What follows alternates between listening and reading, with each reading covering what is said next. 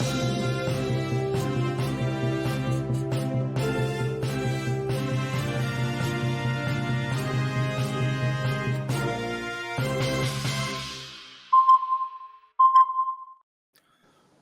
दोस्तों, ocean network में आपका स्वागत है। तो पन्नू ने क्या कहा है अमेरिका में बैठ कर के?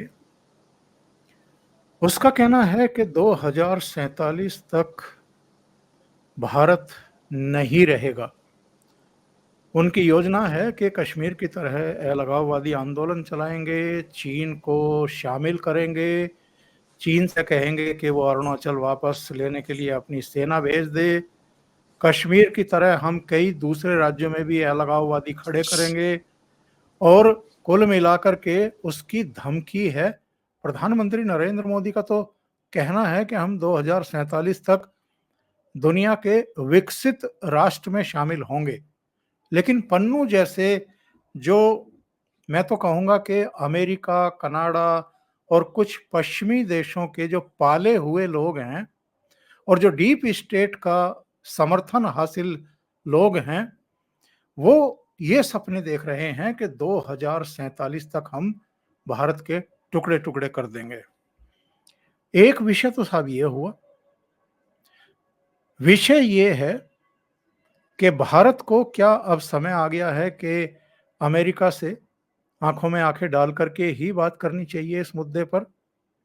कनाडा का तो हम कर ही क्या सकते हैं, वो तो बेशर्मी का घाघरा उठा करके नृत्य कर रहा है काफी समय से। दूसरे कंगना रनौत ने हरियाणा चुनाव के दौरान एक बयान दिया था, जिस पर तुरंत भारतीय जनता पार्टी ने पल्ला झाड़ लिया था कि ये कंगना रनौत का व्यक्तिगत बयान है, भारतीय जनता पार्टी का इससे कुछ लेना देना नहीं है। आपको याद होगा, जेपी नड्डा ने उनको बुला करके उनसे बात भी की थी कि आपको राजनीति का इतना तजुर्बा नहीं है, इसके क्या परिणाम हो सकते हैं, क्या प्रभाव हो सकते हैं, क्या नुकसान हो सकते हैं, थोड़ा सोच विचार करके बोला करिए, इस तरह के इश्यूज पर आप बिल्कुल ना बोलें, जब तक चुनाव ना निपट जाएं तब तक तो बिल्कुल खामोश रहें। वो खामोश हो भी गई थी। लेकिन साहब जरा सोचिए, मैं एक तारीख आपको बता रहा हूं, 21 फरवरी। 21 फरवरी को, वैसे तो ये 13 फरवरी को ही शंभू बॉर्डर तक पहुंच गए थे, जो आंदोलनजीवी लोकसभा चुनाव से ठीक पहले फिर से इकट्ठे करके दिल्ली लाने की इनकी साजिश थी, प्लानिंग थी। और दिल्ली में ला करके एक बवाल करके एक सीन क्रिएट करने, कुछ गोली वोली चल जाए, लाठी चार्ज हो जाए, आंसू गैस के गोले हो जाएं, तो नेशनल इंटरनेशनल मीडिया में मोदी जी के खिलाफ एक माहौल बनाओ कि ये गरीबों के खिलाफ हैं, मजलूमों के खिलाफ हैं, किसानों के खिलाफ हैं, और साहब पूरे देश में एक वातावरण बना करके 2024 में इनको आने से रोक दो। तो वो सफल नहीं हुआ, क्योंकि हरियाणा में भारतीय जनता पार्टी की सरकार थी, शंभू बॉर्डर पर इनको रोक दिया गया। 13 फरवरी और 21 फरवरी के बीच में लगातार उधर से प्रयास होते रहे बैरिकेड को तोड़ने के लिए। वो पोक मशीन लेकर के आए थे, पोकमैन मशीन लेकर के आए थे, जेसीबी लेकर के आए थे, उन्होंने बैरिकेड तोड़ने की भी कोशिश की। तो वहां पर आंसू गैस के गोले भी, लाठीचार्ज भी, रबर की गोलियां भी चलाई गई। एक लड़का था भटिंडा का, शुभकरण सिंह, उसकी डेथ हुई थी। इन्होंने बवाल काटा कि जींद की पुलिस की गोली से मरा है, पर बाद में हाई कोर्ट ने भी माना अपनी टिप्पणी में कि जिस गोली से, जिस बुलेट से उसकी मौत हुई थी, वो बुलेट का यूज तो हरियाणा पुलिस करती ही नहीं है, तो कहीं ना कहीं वो आंदोलनकारियों की ही गोली से मरा है। बहरहाल उस दिन एक घटना और हुई थी। जो पंजाब की तरफ से लोग आ रहे थे, वहां पूलियां पड़ी हुई थी किसानों की, धान की। उन पूलियों में इन्होंने आग लगाई और सुरक्षा कर्मियों को पीछे धकेलने के लिए उसमें मिर्चें झोंक दी।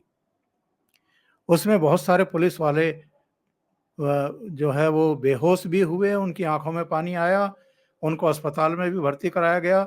वहां पर क्लैश भी हुआ, संघर्ष हुआ, एक सीन क्रिएट किया गया। वो बैरिकेड तोड़ करके ये लोग किसी भी कीमत पर दिल्ली तक आना चाहते थे। तो कंगना ने जो कुछ उस 13 महीने के आंदोलन के बारे में कहा था, एक लाश टांग दी गई थी बैरिकेड पर, उसके बारे में बताया था, एक रेप हुआ था टीकरी बॉर्डर पर, बंगाल की लड़की के साथ वो बताया था। तो जो हम ये सारा सीन देख रहे हैं, जो इसके पीछे की साजिशें देख रहे हैं, उसके बारे में तो कंगना ने कुछ कहा नहीं था और कंगना को तो आपने चुप कर दिया। लेकिन हरियाणा में आपको अगर बहुमत मिला है, तो ये उन लोगों का रिएक्शन है जो इन तथाकथित आंदोलनकारियों की बदतमीजियों की वजह से, उनके द्वारा बार-बार जाम की स्थिति पैदा करने से, अराजकता की स्थिति पैदा करने से और उनकी नींद और चैन छीनने की वजह से परेशान थे। एक तथ्य निकल कर के सामने आ रहा है कि जिन-जिन जिलों से निकल कर के ये काफ़िले आते थे पंजाब से, जहाँ-जहाँ जाम लगते थे, जहाँ क्लैश होता था, उन सारे जिलों में कांग्रेस हारी है, भारतीय जनता पार्टी जीती है। तो अब सवाल कुछ गंभीर खड़े हो रहे हैं और इन गंभीर सवालों पर ही आज हम चर्चा करेंगे। मेरे साथ जुड़ रहे हैं प्रयागराज से वरिष्ठ पत्रकार अनुपम मिश्रा। अनुपम जी, बहुत स्वागत है आपका। नमस्कार। अनुपम जी, ये बताइए कि जो कुछ ये पन्नू धमकियां दे रहा है और चीन को भी सलाह दे रहा है कि साहब आप अरुणाचल प्रदेश वापस लेने के लिए अपनी सेना वहां भेजिए, क्या समय नहीं आ गया है कि अमेरिका से भी अब बात की जाए भारत सरकार के द्वारा और ये देश के भीतर भी जितनी ताकतें भारत विरोधी बैठी हुई हैं, जो इस तरह की धमकियां दे रही हैं और देश के भीतर भी जो लोग देश के खिलाफ साजिश रच रहे हैं, मैं ये नहीं कह रहा हूं कि मोदी सरकार के खिलाफ साजिश हो रही है, देश के खिलाफ साजिशें रच रहे हैं, क्या उनकी मुश्कें कसने का समय नहीं आ गया है? देखिए साहब, ईमानदारी की बात तो ये है कि मुझको कभी-कभी लगता है कि इस पन्नू को कुछ ज़्यादा भाव दिया जाता है। एकदम मसखरे टाइप वाली हरकतें हैं। क्या वो चाइना को इजाज़त दे रहा है कि जाके अरुणाचल प्रदेश वापस ले लो? क्या चीन अरुणाचल प्रदेश वापस लेने के लिए पन्नू की परमिशन का इंतज़ार कर रहा था? क्या चीन मतलब पन्नू ने आदेश दे दिया अब चीन चलाएगा अरुणाचल प्रदेश वापस ले ले और ले भी लेगा? मतलब ये तो एकदम मसखरेपन वाली बात है कि एक आदमी जिसके 10 सपोर्टर नहीं है, वो बंदा जो कि बिना बॉडीगार्ड्स के, बिना बाउंसर्स के टहल नहीं सकता, वो आदमी चीन को आदेश दे रहा है कि जाके अरुणाचल प्रदेश वापस ले लो। देखिए साहब, मतलब कभी-कभी कहने में बड़ा अजीब लगता है, पर तमाम चीज़ें एकदम रोज़ी-रोटी के लिए भी होती हैं। ये सब आईएसआई के पाले लोग हैं और मैं आपको इसका सबूत देता हूँ। आप देखें, जब भी इनकी रैलीज़ होती हैं, जितने भी लोग आते हैं, उसमें जो प्ले कार्ड्स और जो बैनर्स होते हैं, वो सब पे सब अंग्रेज़ी में लिखे होते हैं। हिंदुस्तान के खिलाफ लिख रहे हो, पंजाबियों को उत्तेजित कर रहे हो, तो गुरमुखी में एक भी आपको बैनर नज़र नहीं आएगा। क्यों नज़र नहीं आएगा? क्योंकि वो पंजाबियों की तरफ एड्रेस नहीं होते, वो पंजाबियों को मुखातिब नहीं है, वो हिंदुस्तान को मुखातिब नहीं, वो अंग्रेज़ी में इसलिए लिखे जाते हैं, उनके आका पाकिस्तान में आईएसआई वाले देख लें। मैं फिर कह रहा हूं, इसको सोच के देखिए, इनकी सारी रैली के सारे बैनर, तुम यार खालिस्तान का आंदोलन चला रहे हो, तुम पंजाब के नाम पे राजनीति कर रहे हो, पंजाबी पंजाबी कर रहे हो, और तुम्हारे बैनर्स गुरुमुखी में ना लिख के अंग्रेजी में लिखे जाते हैं। क्योंकि इनको इनको इनको तो पर महफिल, पर रैली, पर बयान, पर वीडियो पैसे मिलते हैं ना साहब इनको। तो ये तो वो लोग हैं। रही बात भाई कनाडा में तो देखिए, आपने इतना ज्यादा सब कुछ करके देख लिया, आपने अपने यहाँ सिंह आतंकवाद को पूरी तरह पाल के देख लिया, उसके बाद क्या हाल हुआ आपका? प्रधान मतलब उनकी आप देख रहे हैं सरकार ही नहीं जा रही है, बता रहे हैं साहब उनके जो और उनके यहाँ जो सर्वेज आते हैं वो हमारी तरह के नहीं है पलट जाए। उनके यहाँ सर्वेज बता रहे हैं कि साहब जस्टिन ट्रूडो इस पार्टी के इतिहास की सबसे ह्यूमिलेटिंग हार की तरफ जा रहे हैं। जिस सिख संगठन के चलते आप सरकार चला रहे थे, जिसको आपने इतनी तवज्जो दी, उसने भी आपसे अपना समर्थन विड्रॉ कर लिया। सरकार आपकी अब गई तब गई, चुनाव में आपकी जाने की हिम्मत नहीं हो रही। सर्वे बता रहे हैं कि आप वाइप आउट हो रहे हैं, खत्म हो रहे हैं। मतलब Justin Trudeau is going down as one of the worst performing prime ministers in the history of Canada. इतना बुरा हाल आपने कनाडा का कर दिया है। और बल्कि आप ये देखें कि अमेरिका और कनाडा के संबंध जो किसी जमाने में इतने ज्यादा ब्रदरली होते थे कि ऐसे लगता था दो देश एक आत्मा, अब आपको नजर ही नहीं आएगा। आपको जस्टिन ट्रूडो अमेरिका में, अमेरिकन प्रेसिडेंट कनाडा में, या उनकी जो वार्ताएं एक फोटो फ्रेम में आपको ट्रूडो और बाइडेन नजर नहीं आते। तो ये तो इन्होंने अपने मुल्क का हाल कर दिया। रही बात पन्नू बैठ की जो अमेरिका में कह रहा है, फिर ध्यान से देखें, वो कभी भी अमेरिकी हिंदुओं के खिलाफ नहीं बोलता साहब। वो हिंदुओं के खिलाफ भड़काता हिंदुस्तान में, पर उसको मालूम है कि अगर वो अमेरिका में रह रहे हिंदुओं के खिलाफ बोलेगा तो अमेरिकी सरकार को अपने संविधान के तहत विवश होकर उसके खिलाफ कार्रवाई करनी पड़ेगी। तो अमेरिकी हिंदुओं के खिलाफ नहीं बोलता, वो अंग्रेजी में बोलेगा, अंग्रेजी में प्ले कार्ड दिखाएगा और हिंदुस्तानी हिंदुओं के बारे में बोलेगा। औकात इन लोग की, हैसियत इन लोग की ये है। अभी वो आपने देखा किसान नेता थे चडूरी, वो अकेले साहब भारत के सबसे बड़े नेता थे, वो लड़ गए हरियाणा में चुनाव, 1170 वोट मिला साहब, 1200 वोट नहीं मिला। राकेश टिकैत 2 बार अपनी मुकद्दर आजमा चुके हैं, दोनों बार जमानत जब्त, इनकी भी जमानत जब्त। ये इन लोग की औकात, ये इन लोग की हैसियत है। एक कॉरपोरेटर का चुनाव जीत नहीं सकते, मुट्ठी भर लोगों, अब भाई खिला पिला के पैसे दे के तुम वहां पे भीड़ इकट्ठा करते हो। खुद आपको योगेंद्र यादव ने वीडियो पे आके बताया कि हमारा पूरा आंदोलन उत्तर प्रदेश में पिच बनाने के लिए था। अब उस पिच पे अखिलेश यादव ठीक से बॉलिंग नहीं कर पाए तो हम क्या करें। तो उन्होंने उसको साथ छोड़ा अखिलेश यादव को, तो कांग्रेस को पकड़ लिया। फिर कहा कि साहब कांग्रेस की हवा चलेगी या कांग्रेस की आंधी आएगी या कांग्रेस की सुनामी आएगी। हरियाणा में वो भी हाल देख लिया। अब वो देखिए सोनम वांगचुक के साथ लगे। आप देखिए पहले केजरीवाल के साथ लगे, फिर अखिलेश यादव के साथ लगे, फिर राहुल गांधी के साथ लगे, अब सोनम वांगचुक के साथ लगे। यानी इस देश में जो भी खुरापात कर सके उसके साथ लग लो। आप देखिए ना कि मतलब जो आपको पन्नू नजर आ रहे हैं यहाँ के, आप समझिए अमेरिकन योगेंद्र यादव हैं। इससे ज्यादा इनकी हैसियत नहीं, इससे ज्यादा इनकी औकात नहीं। बल्कि आज मैं देख रहा था ये जो हमारे किरण रिजिजू मंत्री हैं, इन्होंने पन्नू के बयान का फोटो लगा के ट्वीट किया और कहा कि आपको ये कहने का हक नहीं है। मुझे लगा भी कि भारत सरकार का हमारा जो कैबिनेट मिनिस्टर है वो पन्नू जैसे टुटपुंजिये के ऊपर उसको बिहार ही नहीं देना चाहिए। अगर आपको कोई दिक्कत है तो आप अपने दूतावास के जरिए अमेरिकी अथॉरिटी से बात कीजिए। आप आज किरण रिजिजू ने पन्नू का फोटो शेयर किया, मुझे बहुत दुख हुआ।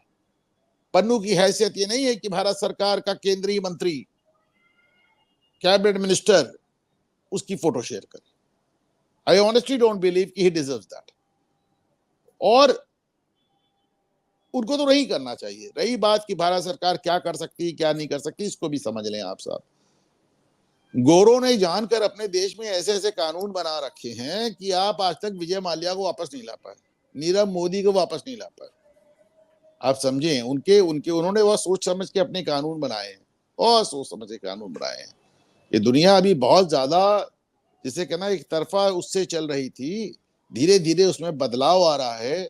और वेस्टर्न वर्ल्ड, पश्चिमी दुनिया हैरान है, परेशान है, और किसी हद तक वो सराहती जरूर है प्रधानमंत्री मोदी को। पर आपको क्या लगता है उन्हें पसंद आता है कि भारत का जो उदय हो रहा है? नहीं, बिल्कुल पसंद नहीं आता। कि कल तक साहब जिनके ऊपर हमने हमला किया, जिन्हें गुलाम है, कौन नहीं आया? इंग्लैंड यहाँ आया, डच यहाँ आए, पोर्चुगीज यहाँ आए, सब तो बारी फ्रेंच आए, पूरा यूरोप तो हमारे ऊपर लग चुका है बारी बारी से। और आज हम उनको आंखें दिखा रहे हैं उनकी आगे। मतलब पूरे यूरोप में हमारे बराबर कोई इकॉनमी नहीं बची साहब। पूरे यूरोप में हमारे बराबर कोई इकॉनमी खड़े होने वाला नहीं बचा। हमारा साहब चंद्रयान जाता है तो ये न्यूयॉर्क टाइम्स कार्टून बना के मजाक बनाता है, हमको गाय वाला और दूध वाला बताता है। हमारा मंगलयान जाता है तो हमारा मजाक बनाता है, हमारी बुलेट ट्रेन की बात होती है तो मजाक बनाता है। वो उनसे बर्दाश्त नहीं है, आप इसको समझें, उन्हें बिल्कुल बर्दाश्त नहीं है। ये सब सोचते हैं कि भाई फ्रेंच आके हम पे शासन कर गए, डच आके कर गए, पुर्तगाल तो गोवा में अभी देखिए 20वीं सदी के अंत तक रहा, ब्रिटिश रहे ही, तो साला पूरा यूरोप तो हम लोग ऊपर शासन किया है ना सर। तो उनको बर्दाश्त नहीं हो रहा है। तो उनके अपने जो कानून है उनको आप एक्स्ट्राडिशन आसान नहीं है। आपको याद है पुर्तगाल से जब आप अबू सलेम को लेके आए थे तो पहले आपको एक हलफनामा देना पड़ा था, आपको एक एश्योरेंस देना पड़ा था कि अबू सलेम को मौत की सजा नहीं दी जाएगी। जब हम अबू सलेम वो भी तो कहिए ले ही आए। तो मेरा कहने का तात्पर्य साहब सिर्फ इतना है कि ये टुच्चे लोग हैं एकदम। आपको आपके साथ इतने दिनों से बैठ रहा हूं पर ये शब्दावली मैंने आज तक किसी के लिए प्रयोग नहीं की। ये पन्नू वन्नू टुच्चे लोग हैं। है। इनको तो पर वीडियो पैसे मिलते हैं, पर महफिल पैसे मिलते हैं, पर रैली पैसे मिलते हैं, पर बयान पैसे मिलते हैं। तो ये सब अच्छा, पाकिस्तान को देखिए, आटे के लिए पैसा नहीं है, लेकिन ये सब चीज के लिए उनके पास पैसा रहता है। तो ये एक विचित्र हाल है साहब। और मुझको ये लगता है कि मुझे पन्नू का कोई समर्थक नजर नहीं आता। मैं पंजाब में रहा हूँ, गया हूँ, देखा हूँ, मुझे पन्नू का ऐसा कोई समर्थक नजर नहीं आता। एक बार जैसे वो है अमृतपाल सिंह है, कल तक आदमी कुछ कुछ और कर रहा था, दुबई में लौट के आया, यहाँ पे भिड़ गया, अपना भिंडरा वाले का गेटअप लेके घूमने लगा, उसके समर्थक पैदा हो गए। पर पन्नू अगर चाहते हैं वो अमेरिका से वीडियो जारी करके समर्थन पैदा कर लेंगे, नहीं हो सकता। और वो समर्थन लेके करेंगे भी क्या?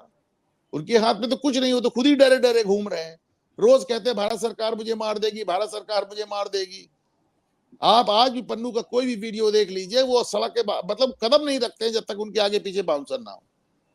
सर, आपको ऐसा नहीं लगता कि बिल्ली को देख करके अगर कबूतर आंखें बंद कर ले तो उसको लगेगा कि खतरा टल गया है?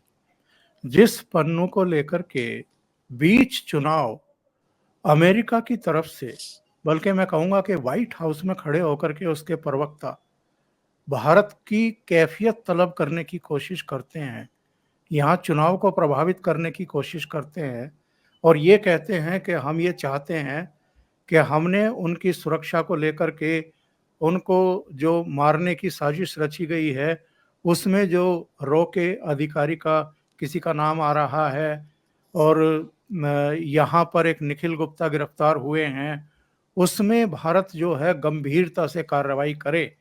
यानी अमेरिका का डीप स्टेट भी, अमेरिका की गवर्नमेंट भी, विदेश मंत्रालय भी वो पन्नू को टूल बना करके भारत के इलेक्शन को प्रभावित करने की कोशिश कर रहा था। पंजाब में भी और हरियाणा में भी और दिल्ली में भी और हिंदुस्तान के कई हिस्सों में सिख रहते हैं, उनको भी एक तरीके से, और सिखों में भी अगर गरम मिजाज के लोग ना होते तो ना तो बेअंत सिंह का बेटा जीतता, ना अमृतपाल जीतता और ना ही सिमरनजीत सिंह मान जीतता संगरूर से उपचुनाव में। तीन तीन उदाहरण हमारे सामने हैं। तो ये एक आईएसआई का भी प्यारा है, यानी पाकिस्तान डीप स्टेट का भी प्यारा है, अमेरिकी डीप स्टेट का भी प्यारा है। वो सीना ठोक करके वहां पर इस तरह के बयान देता है, भारत विरोधी बयान देता है। कनाडा की सरकार उसके पीछे खड़ी हुई है, अमेरिका की सरकार भी उसके पीछे खड़ी हुई है। तो हम उसको, ऐसा तो नहीं है कि अंडरमाइन करके सोच रहे हैं कि ये तो चिंटू है, इसकी तो हैसियत कुछ नहीं है, इस पर तो ध्यान देने की जरूरत ही नहीं है। ये तो मैं आपको इतनी देर से कह रहा हूं कि साहब उसको मोहरा बनाया जा रहा है। आप बताएं, पन्नू को छोड़िए, डोनाल्ड लू क्या करने आता हमारे चुनाव के बीच में? आप बताइए कि हमारे अमेरिका के राजदूत जो भारत में हैं, वो उमर अब्दुल्ला से और ओवैसी से मिलने क्यों जाते हैं? वो तो उन्होंने पूरी कोशिश की हमारे चुनाव में दखलंदाजी करने की। उन्होंने केजरीवाल को कभी मोहरा बनाया, कभी पन्नू को मोहरा बनाया। मैं तो आपको लगातार ये कह रहा हूं कि पश्चिमी जगत भारत का उदय देख नहीं पा रहा है, उनके बर्दाश्त के बाहर है कि कल तक जो हमारे कब्जे में थे, हमारे गुलाम थे, वो सब हमारे सर पे। आप सोच के देखें, पूरे यूरोप में भारत की टक्कर की एक भी इकॉनमी नहीं बची। इंग्लैंड को पीछे हमने छोड़ दिया, जापान को। आप सोच के देखें उनसे कैसे बर्दाश्त होगा। तो पन्नू तो सिर्फ बहाना है ना साहब, पन्नू तो सिर्फ बहाना है। और ये पहली बार ऐसा हुआ है कि जितनी बार वो हमारे लोकतंत्र पे की खबर लेते हैं, हम उतनी बार पलट के उनके लोकतंत्र की खबर लेते हैं। अभी 3-4 दिन पहले मैं देख रहा था कि हमारे जो एस जयशंकर हमारे विदेश मंत्री हैं, उनको समझा भी रहे थे कि भैया बुरा मत माना करो, आप हमारे लोकतंत्र की खबर लोगे तो हम आपके भी लोकतंत्र की खबर लेंगे। आपसे बड़ा लोकतंत्र है हमारा, आपसे कई गुना बड़ा लोकतंत्र है हमारा, 4 गुना बड़ा लोकतंत्र, 5 गुना बड़ा लोकतंत्र है हमारा। तो आप हमारे जब लोकतंत्र की खबर लोगे तो हम भी आपके लोकतंत्र की खबर लेंगे। अब बाकी तो ये है कि भाई इस समय एक बाइपोलर वर्ल्ड होता था, जहां पे एक तरफ अमेरिका होता था, एक तरफ यूएसएसआर होता था। यूएसएसआर के विघटन के बाद ये यूनिपोलर वर्ल्ड बचा है। वो देश का, दुनिया का इकलौता दरोगा अपने को समझता है। मैं हमेशा इस बात की हंसी बजाता हूं कि दुनिया के इतिहास में इकलौता देश जिसने एटम बम गिराया, और एक नहीं 2-2 गिराए, वो पूरी दुनिया में टॉर्च लेके घूमता है, किसी के पास एटम बम तो नहीं है। मतलब ये तो उनकी दरोगागिरी है साहब। लेकिन ये है कि शनै शनै आप देख रहे हैं कि अमेरिका की ताकत भी बहुत ज्यादा ढलान पे है, चीन का उदय हो रहा है, भारत का उदय हो रहा है, और ऐसे में उनका बौखलाना स्वाभाविक है, पहली बात। दूसरी बात, अमेरिका और कनाडा दोनों में खास तौर से इस समय लिबरल गवर्नमेंट्स हैं। वो सरकारें हैं जिन सरकारों को बेसिकली भारत से तो प्रॉब्लम है ही, उनको मोदी गवर्नमेंट से प्रॉब्लम है, जिसको वो राइट विंग गवर्नमेंट मानती है। भाई उनको, आपको क्या लगता है कि जो बाइडेन को ये भूला होगा कि मोदी साहब वहां कहने गए थे अब की बार ट्रम्प सरकार? मतलब उनको भूला तो नहीं होगा ना। तो उनको वहां पे दोनों जगह लिबरल गवर्नमेंट्स हैं, और इसीलिए कभी कभी मुझे लगता है कि साहब ट्रम्प अगर आ जाएंगे अमेरिका में तो बहुत चीजें आसान होंगी। हालांकि अभी तो बताया जा रहा है कि साहब वो कमला हैरिस ही आगे चल रही थी। तो ये जो संकेत और संदेश मिल रहे हैं कि जिन जिन जिलों से ये पाकिस्तान के आंदोलनजीवी गुजरते थे, महंगे महंगे ट्रैक्टर लेकर के 50-50, 60-60 लाख की गाड़ियों में सवार होकर के, और डीजे बजा के जिस तरह का नंग प्रदर्शन होता था और भांगड़ा पाते थे और गाड़ियों को नचाते थे, ट्रैक्टर्स को नचाते थे, तो और उन जिलों में जो शराब के क्रेट्स और इनके निहंग जो हैं वो घोड़ों पर चढ़ करके आते थे, यानी एक पूरा आतंक का वातावरण हरियाणा वासियों के लिए पैदा कर रहे थे और दिल्ली वालों के लिए पैदा कर रहे थे। तो इसका जवाब दिया है हरियाणा के जनता की तरफ से, एक रिएक्शन आया है। अनुपम जी, हमें नहीं भूलना चाहिए 1966 अगर हरियाणा अलग सूबा बना था तो वो केवल इस बेस पर बना था कि जो सरकारें उस समय पंजाब की हुआ करती थी, मुख्यमंत्री हुआ करते थे, वो ज्यादातर सिखों के दबाव में आकर के उनकी बेहतरी के लिए फैसले करते थे। जो ये हरियाणा का एरिया है, जो हिंदी बेल्ट मानी जाती थी, इसकी उपेक्षा की जाती थी और इन दोनों में कभी नहीं बनी, हिंदी बेल्ट में और पंजाबी बेल्ट में कभी नहीं बनी। ये जो आंदोलन हो रहे थे और जबरिया ये एक तरीके से हरियाणा को कुचलते हुए दिल्ली पहुंच रहे थे, इसका जवाब लोगों ने नहीं दिया है। और ये चढ़ूनी, उसको तो औकात बता दी है, जो सबसे बड़ा नेता बनता था उसको 1170 वोट दिए हैं। तो ये क्या मोदी सरकार के लिए, भारतीय जनता पार्टी के लिए भी एक मैसेज नहीं है कि भाई हम तो इनको पसंद नहीं करते, हम तो इनको बर्दाश्त करने को तैयार नहीं है। अब आप अगर इनको बर्दाश्त करते रहना चाहते हैं तो आपको मुबारक। देखिए, पहली बात तो जो अभी आपने हरियाणा के पंजाब से अलग होने वाला छाछठ की बात की, तो मैं कभी थोड़ा सा विषयांतर के कह रहा हूँ कि समय आ गया है कि जम्मू को भी कश्मीर से अलग कर दिया जाए। अब आते हैं साहब इन पे और इनकी राजनीति पे और चढ़ूनी वगैरह पे। तो साहब जैसा मैं लगातार कह रहा हूँ, कोई हैसियत नहीं है, कोई औकात नहीं है। और रही बात ये कि जनता ने जवाब दे दिया, तो जनता को ही तो जवाब देना था, क्योंकि सरकारें को और राजनीतिक दलों के मुंह पे तो एकदम पट्टी बंधी हुई थी। जब निहंगों का आप जिक्र कर रहे हैं, वो आते हैं एक दलित व्यक्ति को टुकड़े टुकड़े करके मारते हैं और तड़पाते हैं। वो चिल्ला चिल्ला के कहता है मुझे मौत के हवाले कर दो, मैं बहुत दर्द में। कहते नहीं तो तड़प के मरेगा। आप सोचिए, एक दलित को लटका के जैसे टुकड़े टुकड़े में काटा गया। अगर वो निहंग नहीं होते, अगर वो सिख नहीं होते ओंकार जी, तो यहां से लेके यूनाइटेड नेशन तक तहलका मच गया होता, तहलका मच गया होता। लेकिन उस मुद्दे पे भी सब एकदम खामोश। तो मेरा अपना मानना है कि साहब जनता ने अपना संदेश, अपना मत, अपना दिमाग बहुत खुली तरीके से बता दिया है। जो 29 सीट जीती हैं, सॉरी, जो भारतीय जनता पार्टी ने जम्मू कश्मीर में 29 की 29 उन्होंने हिंदू मेजॉरिटी एरिया से जीती हैं। कश्मीर मेजॉरिटी एरिया, कश्मीर में उनको सिर्फ 2% वोट मिला है। हरियाणा में भारतीय जनता पार्टी और कांग्रेस के बीच में मतों का अंतर केवल 0.8% है, 0.8%। लेकिन अगर मेवात की 3 सीटों को जो मुस्लिम बाहुल्य आप हटा दें, अगर मेवात की 3 सीटें, एक फिरोजपुर झिरका, एक नू और एक और वो कौन सी 3 सीटें आप हटा दें, पुनहाना हटा दें, तो यही फासला बढ़ के तकरीबन 3% हो जाता है, 2.8 हो और जाता है। एक हुड्डा वाली सीट का भी अगर अंतर जो कोई जरूरत नहीं, केवल मुस्लिम हटा दे, केवल जी मुस्लिम हाँ, हटा दे तो 0.8 करीब करीब 3% हो जाता है। और मैं तो आज साहब कैलकुलेट करके देख रहा था कि कांग्रेस को कुल मत जो मिले हैं उसका तकरीबन 5.25% केवल 3 सीट से आया है। ममन खान उसके अगल बगल की 2 सीटों से। आप सोच के देखें, वो शमा महमूद है, उन्होंने तो बाकायदा ट्वीट किया है कि कांग्रेस को तो सारे मुसलमानों के मिले हैं, मुसलमानों को आपको प्रिविलेज देना चाहिए। उसमें आप देख लें, कांग्रेस ने 6 सीटें जीती, उनमें 5 कश्मीर वैली से है और 6ठी मुस्लिम बाहुल है जम्मू से, तो उनके 6 के 6 एमएलए मुसलमान है। आप देख लेना। तो जनता ने, अच्छा भाजपा ने 29 की 29 सीटें, 30 सीटें थी हिंदुओं की, उसमें 29 सीट भाजपा ने, तो लोगों ने अपना मत खुल के बता दिया, समझा दिया। एक चीज मैं इसमें जोड़ना चाहूंगा कि जो अगर लोग अपना मत बता रहे हैं तो कहीं ना कहीं फाइनली मोदी सरकार को भी ये बात समझ में आ रही है।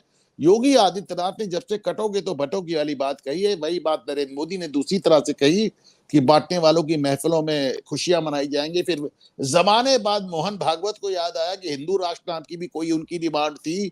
उसके बाद सब एक एक कदम आगे बढ़ गए। योगी ने ललकार दिया कि साहब हमारी मूर्तियां तोड़ने वालों को हम तोड़ देंगे, और उसके बाद मोदी जी ने जीवन में पहली बार मुसलमानों की जाति पूछनी शुरू कर दी।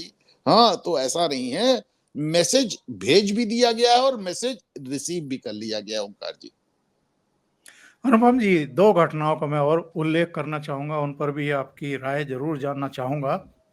एक हादसा पेश आया था कंगना रनौत के साथ चंडीगढ़ एयरपोर्ट पर।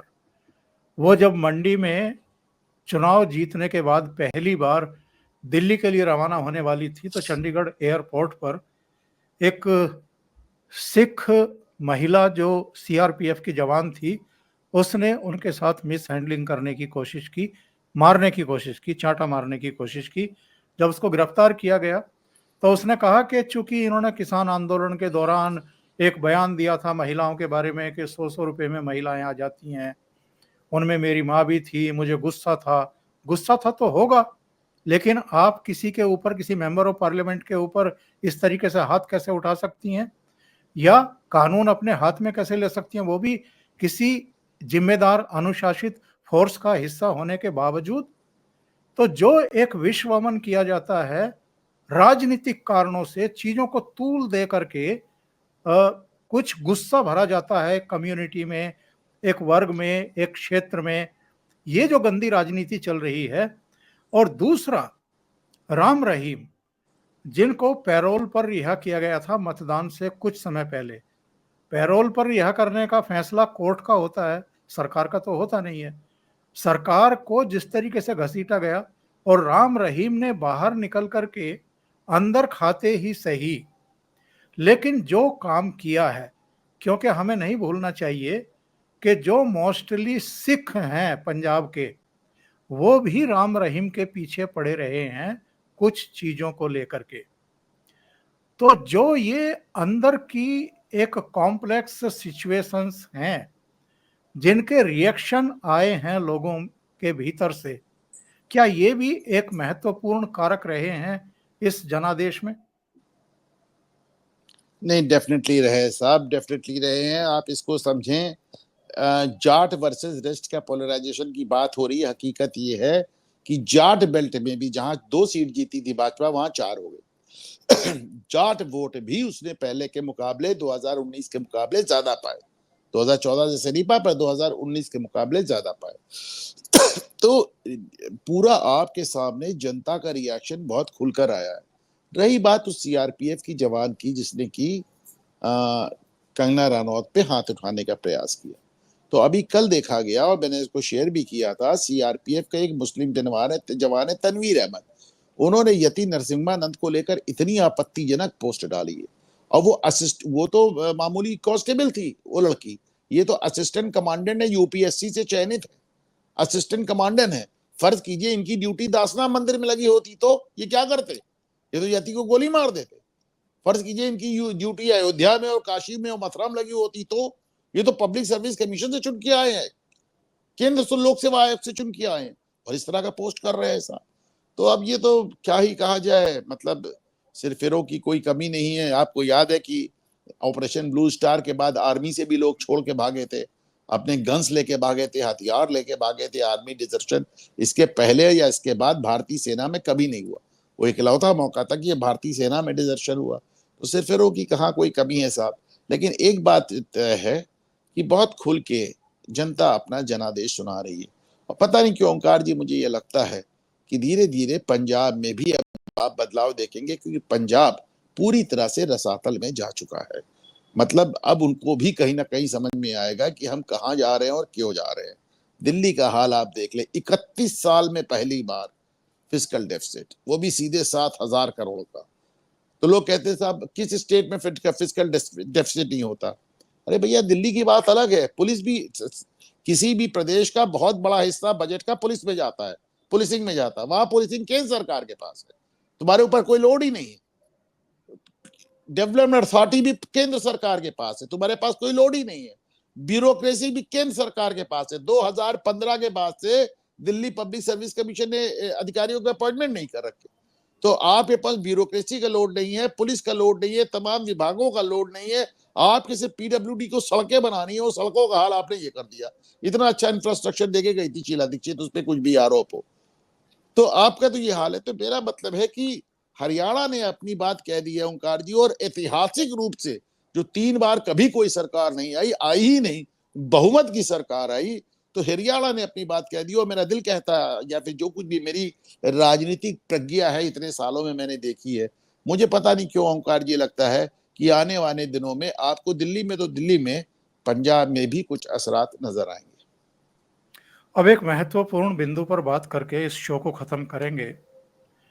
देखिए, ये जो आंदोलन चला था 13 महीने का, इसमें वेस्ट यूपी से भी दोनों टिकैत बंधु और कुछ दूसरे संगठन शामिल हुए थे। गाजीपुर में इन्होंने भी जो है पूरी जो है वो गंदगी डाल करके यहाँ बैठे रहे। और ये मीडिया वालों के तो हीरो थे साहब। हर चैनल पर एक होड़ लगी थी कि राकेश टिकैत का कम से कम दिन में 2 या 3 बार तो इंटरव्यू करना ही करना है। और बहुत गंदी जबान से, गंदे तरीके से बात करते थे।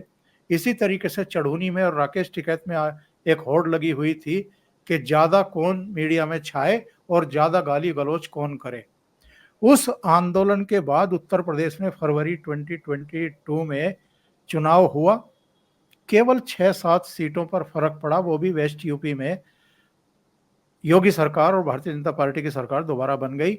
इसका मतलब ये है कि जो इनका प्रयास था, और योगेंद्र यादव ने ये कहा था कि हमने तो पिच तैयार करी थी, अखिलेश यादव ठीक से बैटिंग नहीं कर पाए। इसका मतलब आपने स्वीकार कर लिया कि आप क्या खेल कर रहे थे 13 महीने तक दिल्ली में बैठ करके। और ये पिच तैयार हरियाणा के लिए भी की गई थी। भले ही हरियाणा में अब जाकर के विधानसभा चुनाव हुए, लेकिन लोकसभा चुनाव तो अपने समय पर ही हुए। और दोनों चुनाव में हमने देखा, हरियाणा में जरूर लोकसभा चुनाव में 5 सीटों का नुकसान हुआ। उसके दूसरे कारण थे आरक्षण, संविधान, खटाखट और तमाम दूसरी चीजें, वो सब कारण रहे थे। अब मेरा कहना ये है कि साहब, जो हम कई बार अपना आपा खो देते हैं डिस्कशन में कि साहब जब इनकी कोई औकात ही नहीं है, जब जनता इनको इनकी हैसियत दिखा रही है, जब चढ़ूनी को 1170 वोट ही मिल रहे हैं, अब उस सारी बेल्ट में भी हरियाणा में भारतीय जनता पार्टी को ही हराया है, कांग्रेस की साजिश को लोग समझ गए हैं, तो मोदी सरकार इन पर सख्ती क्यों नहीं करती है, इनको यहाँ तक आने ही क्यों देती है। तो 2 रास्ते होते हैं साहब। एक रास्ता है कि इनको एक्सपोज होने दिया जाए, बार बार एक्सपोज होने दिया जाए, इनको जो वित्त पोषित कर रहे हैं उनको भी एक्सपोज होने दिया जाए। दूसरा रास्ता है कि लठ बजाया जाए और इनको वापस दौड़ाया जाए, इनके घरों में घुसेड़ दिया जाए, इनको उठाया जाए, जेलों में ठूंसा जाए, इन पर गंभीर आरोप लगाए जाएं, गंभीर धाराओं में मुकदमे कायम करके इनका इलाज किया जाए। तो जहां लोकतंत्र है वहां अगर आप लठ बजाएंगे, इस तरह का आप सीन क्रिएट करेंगे, तो जो देसी विदेशी मीडिया है वो जाहिर है इसको सिर पर उठा करके नाचेगा।